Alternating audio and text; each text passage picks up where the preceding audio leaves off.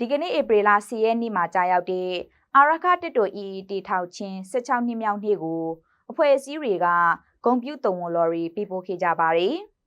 ။ဒီမင်္ဂလာရှိတဲ့အခါသမယနှီးထူးနှင်းမြတ်ကြီးမှာအာရခတက်တော်တက်မှုတွေရေးပေါ်ရေးမေတွေနဲ့တကွ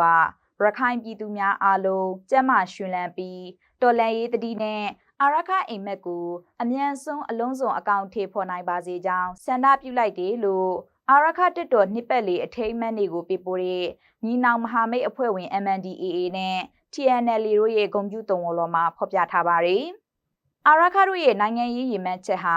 ရခိုင်သားတို့လက်သေးကိုမကြမီအချိန်မှာမုတ်ချမသွေရောက်ရှိတော့မေလို့လေဂုဏ်ပြုတုံဝလော်မှာဖော်ပြထားပါတယ်။ဒါအပြင်အာရခတက်တော်ရဲ့အောင်မြင်မှုတွေဟာ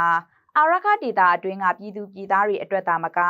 စစ်အာဏာရှင်နဲ့အာဏာရှင်စနစ်အမျိုးမျိုးအပိတိုင်ချုပ်ငြိရေးအတွက်တိုက်ပွဲဝင်နေကြတဲ့မြန်မာနိုင်ငံတဝန်းလုံးကရဟန်းရှင်လူပြည်သူတွေအတွက်ပါ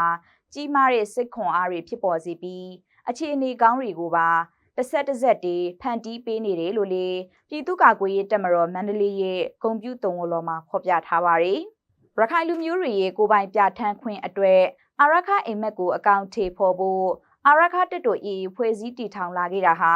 ဒီကနေ့2025ခုနှစ်ဧပြီလ10ရက်နေ့မှာ16နှစ်ပြည့်မြောက်ခဲ့ပြီလေဖြစ်ပါရဲ့ရှင်။